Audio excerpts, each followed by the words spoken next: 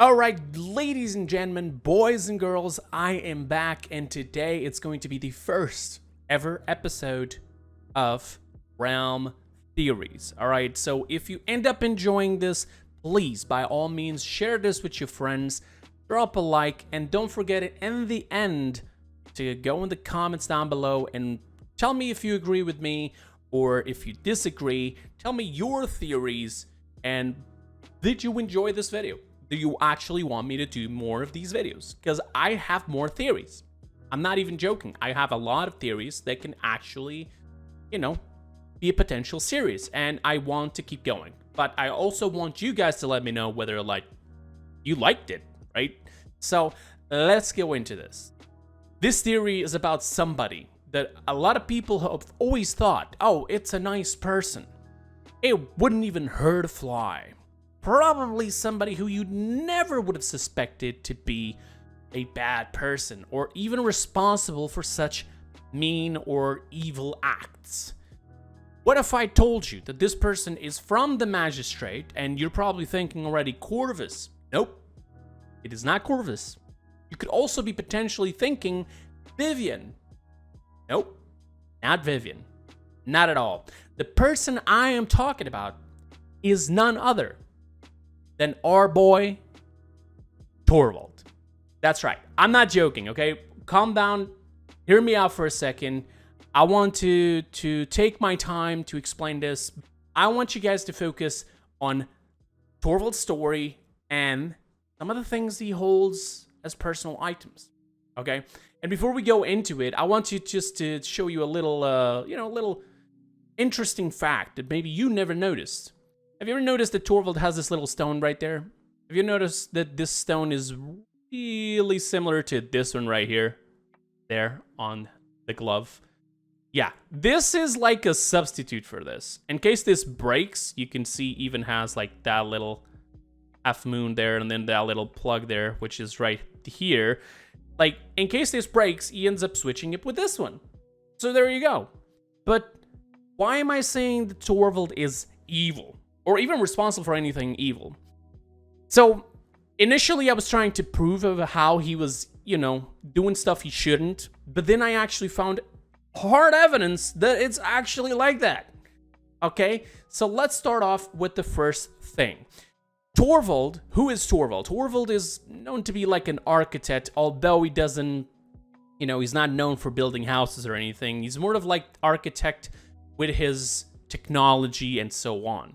Torvald, together with Beric, are actually both responsible for creating certain technologies. Beric is actually responsible for the entire exploration of the crystals to begin with. If you don't believe me, and we go here into the Paladins wiki, you can actually see what I'm talking about. He was actually the person probably responsible for the... My power just went out for a second there. That's crazy. Okay, but continuing on. Basically, if you go through this if you search for deep works on the Paladins wiki, you'll see that the Vivian is the one who actually oversees everything. And it was actually on the mines and everything that the Beric actually found out about the crystals. This is also related to Ruckus in a sort of a way. And, there you go. Now, pay attention to this. Now, Beric was responsible for that. And Torvald is also connected because, he also explores the technology. And Vivian was the one overseeing it. But here's the thing. When you look at the known members, it says Beric, Torvald, Vivian, and Talus. What does Talus has to do with this? Well, Talus has to do a little bit with that, all the exploration that was going on. Not just because of that, but also because Talus has its own technology. You guys have already seen his teleportation, etc., all those symbols. And he has that on his gauntlet. Ladies and gentlemen, the Squadron technology is on his gauntlet. Torvald has stolen this technology. And if you do not believe me, give me just a second and I'm going to pull up something here on screen real quick. This is the main page of the voice lines for Talus, the default Talus, okay? And you scroll down all the way to kill related, you'll see that when he kills Torvald, he says the following. That glove, that magic, it doesn't belong to you! So automatically, we have hard evidence that Torvald has stolen this technology. Now, whether or not it was because Talus was with the Deep Works or not, I'm not really entirely sure how this ended up happening. I'm still going to explore this in the futures for future theories. Whether or not it was that, it could have been Torvald that actually stole that technology, but I actually have another theory. If you go into the old lore of Barrick, it actually says that he was a ruins raider. He would go and actually steal things from ancient ruins, right? So it could potentially be that the case, right? Barrick is actually the one who found it, gave it to Torvald. They also started the entire crystal technology. He tried to join it up together, and he came up with this, which it's not even a full, developed technology, because when he ults, he says, it's working, all right? As if, I made it work. It's working. It's actually working. And I believe that this book that Torvald has here, it has this symbol here that looks like a squid. It's right there as well. I believe this is some sort of a book related to the Squadrons. Now, this is not the symbol of the Squadrons. In fact, there is a symbol of the Squadrons together with Torvald, related to Torvald, that actually has connection with the Squadrons. And here it is. Now, take a look at this symbol here for a second, okay? I'm going to press it here. You have here the symbol. Now, let's go into the game, and let's take a look at the talents of Torvald. And what is that? That is the symbol of the Squadrons. That is the same symbol right there. Now, do take a notice that there's a little bit of a line there. I'm guessing that it could be like a transformation, because this talent was basically on the old times. It was related to his silence, which they already reworked the symbol. It doesn't look like the same. It now looks like this. Before, he would throw a rune that would blow up, and it would actually silence people. This rune would look exactly like this. This is why they made this talent look like this. They never ended up changing the art, but this is related to the old, both ability and talent. So this is the silence, which is weird, because considering this is the symbol of the Squadrons, how would the symbol of the Squadrons be related to silence? That's where I think that this line actually shifts us the, how do I say this, but the translation to the symbol. Instead of becoming Squadrons, it becomes silence. And there's other symbols we're going to explore in just a bit, all right? But here's a little interesting fact as well. When he silences somebody with the new Nullify, it basically does that symbol right close to his hand. And I'm going to show that as well. And then you can also see that symbol on somebody you can silence, all in red.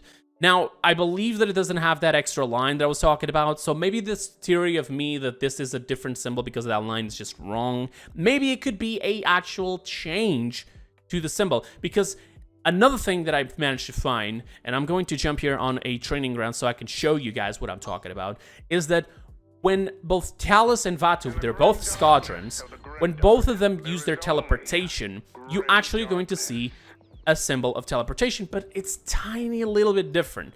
Now, the teleportation that Talus has is his ultimate, so when I'm going to use it, I'm going to try to show it as much as possible. As you can see right here, it's like it's like a circle cut up on the middle, on the bottom, and on the top, and then it has those little, this little 90 degrees lines that looks like an L on both sides. But take a look at this. When Vatu does his teleportation, when you teleport, it will do the same thing, but with a line in the middle. Take a look at this. You see? You see that red symbol that shows up in the middle of the screen right here when it does the teleportation? It does the exact same symbol, but with a line in the middle. So it's like a transformation. It's like a different, like, it's still related, but not exactly the same. So it does that. Now let's go to Torvald here. Take a look at this. You see this? That one, I was actually saying that it was the same as the other one, but it's not actually the same. This is not the symbol of the Squadron, sorry. I was a little bit confused because of the teleportation. But still, nonetheless, this may be the symbol specifically for silence. Now, when I silence him, you see on his hand, right in front of the gauntlet, the symbol was also there. Now, if I go and put, for example, a shield here on Fernando, take a look around him. There's a bunch of runes that will just show up. There you go. Now, I cannot identify every single symbol, and I was just trying to show you here how, he has this Squadron technology with him. And I'm going to look further into that in another video, maybe like about all the squadron symbols and what did they mean. But now we know 100% that his gauntlet is powered by both the crystal technology, which we can actually see here. You can see that he has like a crystal on the side and everything. Everything is glowing blue, just like the crystal technology. And, you know, that's how we know this is stolen technology from the squadrons. That's why Talus tells him that, and this is why I feel like he's bad. But this is not the only thing. I actually have even a further theory to this. This is just the tip of the iceberg, just the start of this entire theory, okay? Now, I'm going to switch here to Vivian as well, just to show you why I'm saying both him and Barrick are the ones related to her all technology. First of all, take a look at that little symbol there. It's easier to see here because there's a UI that covers up the sensor drones. But look, there's like an eye on the middle of the sensor drone, right? So when I put the sensor drone down, you can see that it's right there. You know, it's like an eye. There's like this little line, a dot in the middle, and another curve there. And that is the symbol probably for vision. Here's another interesting fact. You probably never noticed this, or a lot of you never noticed this. But you can take a look at my weapon. In the back, there's a crystal. Behind the iron sights, you see that little light, that little button there? A lot of people were always thinking, like, what is that button for? What if I told you it's not a button, but actually like a, I don't know, like a little warning beacon. Let's call it like that. When I throw a drone and somebody's being revealed, you can see right there, it's red. So when you reveal somebody with the sensor drones, that symbol goes red. I can go even further. It doesn't matter. As long as people are being revealed by that sensor drone, that light goes red, as you can see. Now, let's take a look at her ultimate. And as you can see, the ultimate also resembles a little bit of another technology that it's in on the ROM. This is where things are gonna go nuts here for a second. But take a look at the sensor drones. You see how it all reminds of like a ring of split stones, and they're just, you know, they're constantly rotating. Okay, but that doesn't really matter. Now, before I go and explain that, I just want you to take a look at the gun and see the core of the weapon.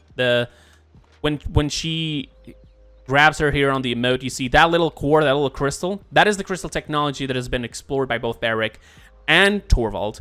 And let's take a look at Barrick now and his weapon. His default weapon has the exact same core, which means, there you go, which means that Barrick, who started exploring the crystals, and he was probably the founder of the entire technology of the crystals, he is the one who created the weapon for Vivian. And Torvald, together with him, created the sensor drones and also her ultimate. But there's a thing here that I want you to pay attention. The ultimate. Let's get back to that now, right?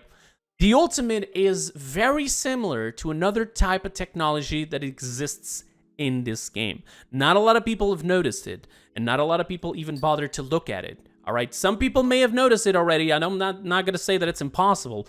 But if we take a look at, for example, Torvald, again, on his gauntlet, he has that circle on his wrist.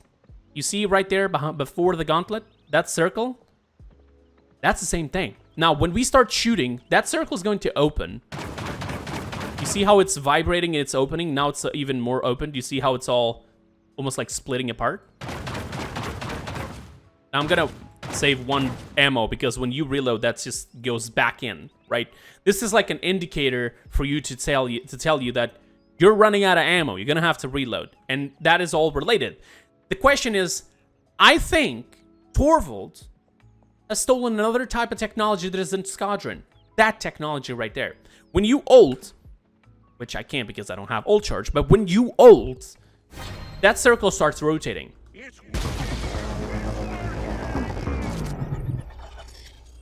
And there you go. Now, we know so far that he's stolen the technology from the Squadrons. We know that he's helped develop some technology, some weapons, and other things for Vivian, for example, and some other characters. There's other characters in the realm that have that as well. Like, for example, I can tell you that Corvus went and explored the crystals in a different, separate technology, which is the Abyss technology, and we already know that. But Torvald did it a little bit different. He went on a different place and stole another technology to join it up on his gauntlet with the Squadron symbols, the Squadron technology, and the crystal technology. And that technology is, we're going to jump here into a quick custom so I can show you something, but I'm going to take a little pause so you guys don't get to see what I'm going to do here. All right, and I'm back here, and I switched up the weapon so that you guys could see easier also like what I'm exactly talking about. The circle is right there, like a ring. And here's the thing. This technology has already been here. We've seen it, and nobody has ever looked really deep into it. But that circle, that ring, is the same as these rings on the Shattered Desert. As you can see, it's the same type of technology. Stones together doing circles. And there's symbols here as well, which is kind of interesting. I haven't seen the squadrons use any sort of like triangles, because you can see here there's a triangle right there. There's a half moon. These are the symbols of the moon technology. We know that this is related to IO and in its own way, Vora. Just gonna go back there so I can get out of the horse. We know this is related to IO 100%. The fox that goes around is the fox, you know, the fox, the Luna, etc. And now take a look at that triangle, and now take a look at the gauntlet. It has a lot of triangles as well. This is the same technology. This weapon does not just have Squadron technology, but also Moon technology and the Crystals technology. This is why he keeps saying, it's working, it's working. He was never expecting this to work. He just smashed 3 different types of technologies all together and ended up doing this. But here's another thing. I'm saying 3 types of technologies, but in reality, it's just 2. The Crystal technology is actually from the Moon. All right, back in the day, if you guys remember, what shattered the moon was Jagarath coming down. Now I'm getting disconnected, Jesus Christ, because I'm not doing anything. Okay, moving on. Let's get back in, shall we? All right, and I'm back, because thank you for assuming I am AFK. Now, we've seen this moon circle symbol and the triangle symbol, but we only seen that triangle symbol on his gauntlet and so on. But where about the half moon? Where does it fit in? Now, if you take a look at his belt buckle, there's a half moon there as well, which is kind of weird to me. Also, his shoulder has a triangle as well. All of this just literally screams moon technology. Again, like I was saying, the moon got shattered by Jagarath, and the crystals that fell down trapped Jagarath. They ended up creating the seal in the middle of the map that we're going to take a look into right now. That same technology of the circles is also present here, as you can see, and more triangles, again, the half moons on the fox heads, and I'm probably not going to be able to beat the ash there. We see the half moons here on these lights as well across the map. So it's triangles and half moons. And now look at the middle. Let's just diverse ash here. Look at this. It's literally this half moons, the triangles. There's like even a little crystal here on the middle representing the crystal technology that everybody has been using. So now we're gonna go back. We've already seen it before Ash kills me. Haha, didn't kill me. Haha, can't stop me.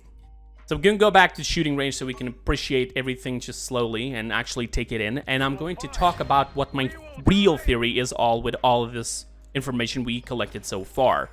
His reload, it's actually that triangle on the bottom on his palm, because it's like the one that shoots, right? That's where the power is coming from out.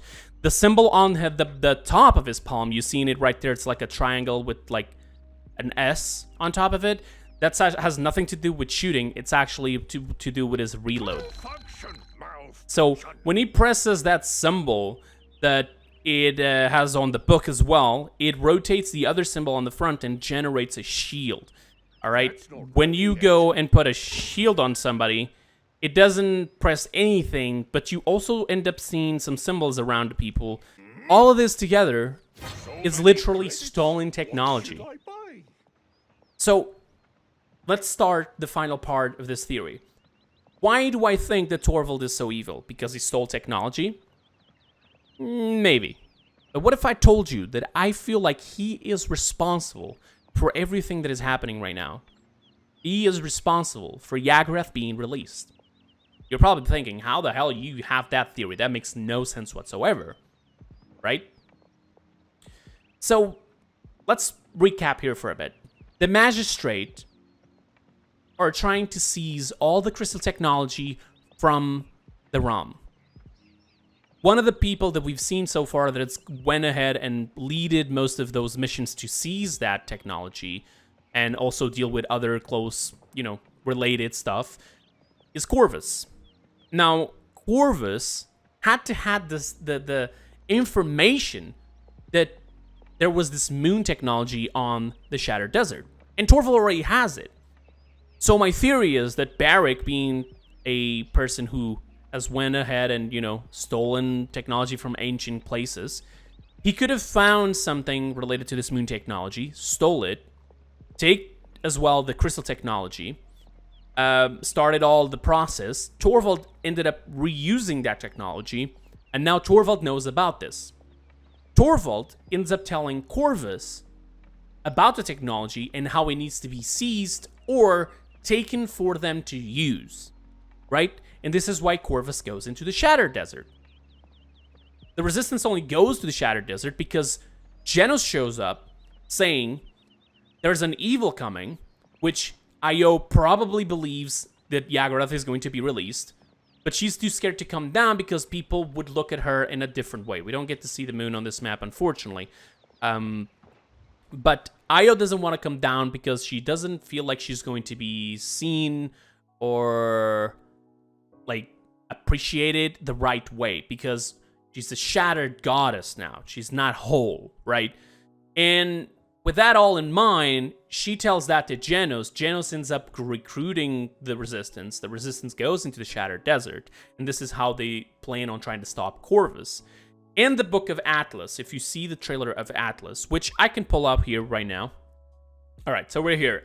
In the Book of Atlas, we get to see the Shattered Moon, the crystal that represents the seal. We don't see this crystal there, maybe because this is not 100% accurate. Maybe people just, explained it, and then they draw the book to explain what happened before. We see a unit going there, a unit of soldiers going there, probably to release this power. I'm going to take the sound off and just move around a little bit here to the front because there's another page I need to look at, and this is the one. Now, we see Corvus here. This is Corvus. We know this is Corvus 100%. And on Atlas's timeline, we know that Corvus is responsible for Jagarath's release and whoever this girl is being in there. Now, who is the girl we know that has been corrupted that actually exists on that timeline as well? That would be Vora, correct? Correct. Now, if we go into the game, into the cards of Atlas, there is a card that shows this hand, which belongs to Vora. This was the original design they were going for Vora. That's why it looks like that, but this has been confirmed to be Vora. Vora was responsible for severing Atlas's arm, which he ended up replacing with this weapon right there. You can see him, like he already, set up the thing to connect to his weapon, and there you go. Atlas and Vora and Jagarath all exist in that timeline, so Vora did end up still be corrupted there. Now, you're probably thinking, oh, so Vora's not actually from our timeline because, Jagarath still got released, Corvus and all the IO sort of bumblish, whatever happened. But no, there's actually two distinct Voras. There's one Vora from the past, and there's a Vora from the present. There is, however, a little bit of inaccuracy. I've already asked, actually, a developer whether the Vora we're playing is from the future or from the current present, and he said that no, it's actually Vora from now, all right? This is another Vora that still ended up being corrupted, but she ends up saying one thing to Atlas, which is, I am the girl your father warned me about. There's a little bit of inaccuracy here, because it doesn't really make sense. We do know that it was actually Vora who severed his arm, so he knows 100%. Maybe she's just not aware that she's the one who severed his arm. Maybe that could be the perfect explanation, and that's why she says that to him, okay? But either way, let's continue. So on that timeline, all that happens. Now, Atlas comes back to the past and tries to stop all this from happening. Now, Jagarath still got released and Vora still got corrupted, so did Atlas stop anything? Absolutely not. but he changed it. He actually showed Io that they were so desperate that he would have to come back to the past and try to help, to the point of Io actually coming down from the moon in this timeline, which she didn't do on the other timeline, right? And as such, she stopped Corvus. Corvus never ended up going to the Shattered Desert and being him releasing the darkness, right? He's not the one that went there and did what we seen on the book. It was actually Vora, and you can see that on her trailer, right? Her trailer and the trailer of Jagarath. I can even pull it up here so you can have an idea what I'm talking about. Okay, and here we are. This is the Jagarath's reveal trailer, and you can see here right now, it was Vora that ended up releasing her, all right? See this entire thing? This is where Jagarath got released. You can see the darkness spreading around and so on. And here, we get to see another point of view of this happening again, all right? Where she's talking about all the other Guardians that unfortunately got killed, and that's also part of this theory, so pay attention. She ends up releasing it, right? She hears the voice, she gets the power for herself, and she releases Jagarath in the process. So basically, she becomes like Jagarath's minion. They work together, they're both going around destroying the planet, basically, you know, the realm, etc. And maybe that's why she ends up saying also to, you know, because we see here, she released that, and Atlas is here, and Lex is here also. So we're in the present, ignoring the fact that the weapon is upside down. Atlas and Lex are here in the present, and Vora, this is the Vora that released the Jagarath right now, so it still didn't stop it from happening, right? So all of this actually matches up. Now, why do I feel like Torvald has anything to do with this? This is a real question. Tell me one thing. If Corvus had his ass beaten on Bazaar by Io and all the resistance, and he had to retreat. That's how he ended up going so desperate to listen to Ceres and ended up, you know, summoning an Abyssal Lord, right? After all that has happened, why would Vora still release Jagarath?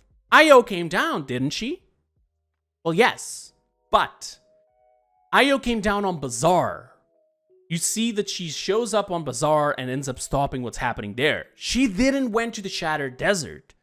That's why you get to see this, where all the other Guardians, and here's the tree with the moon technology right around it. Also, I expect this to be a skin in the future. I'm sorry, but that's just, those colors look very nice. I really want to see that, please. But again, we get to see all the Guardians, which, weirdly enough, they all look like Vora, but somebody had to kill them. So who did that? Was it Torvald? No, probably not. But if they went into the Shattered Desert with the instructions by Torvald, the technology was there. The crystal technology, the moon technology, everything was there. And that's why Corvus ended up going there. He probably had multiple different units scattered around to search for the seal and the technology, the crystals, etc. Right?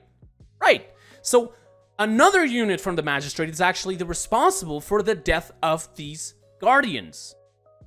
If Torvald left this technology alone, if he never tried to tell the Magistrate to go and seize a sacred place to begin with, Vora would have never gone to this state. She would have never reached this state. She would have never released Jagarath. Corvus wouldn't even go there on the Atlas timeline and release Jagarath on that timeline as well. So in the end of the day, the most blamed person for this is actually Torvald. He, who's been studying this technology and stealing it when he shouldn't. He should have just left it alone. It was a sacred technology. It was not his to touch. Both this technology and the squadrons. Torvald may look like a very nice old man, very harmless and so on, that he wouldn't hurt a fly. But in reality, his entire lore points out to this. Everything together, I could be wrong in many different levels, okay? But everything together, it just works. And it makes sense. Who killed the Guardians? There has to be an explanation. And this is the most plausible explanation possible. Unless they come up in the future with some new characters that maybe went there and killed the Guardians. And we just didn't know. And so there was two separate events. The one in the Shattered Desert and the one in the Bazaar.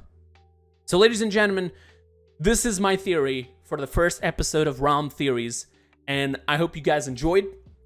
I hope that you guys understood. If there's a lot of things you didn't understood about this story, I have already a lore theory, sorry, not a lore theory, but I have a lore video with all the lore up so far, all the way to Tiberius. I'm going to do a new one, more updated with better actually information. So stick, subscribe so you don't miss that future video. And I'm basically it. Like, that's it. That's the end of the video. Thank you so much for watching. Again, don't forget to go down in the comments below. Tell me what you liked or didn't like, whether you agree or do not agree. If you have your own theories, everything is welcome. Please, by all means, go down in the comments below. Also, don't forget to share the video with your friends. Thumbs up if you can. I would really appreciate it because of the YouTube algorithm and so on. And yeah, that's pretty much it. See you guys on the next video, okay? Till then, stay safe and bye-bye.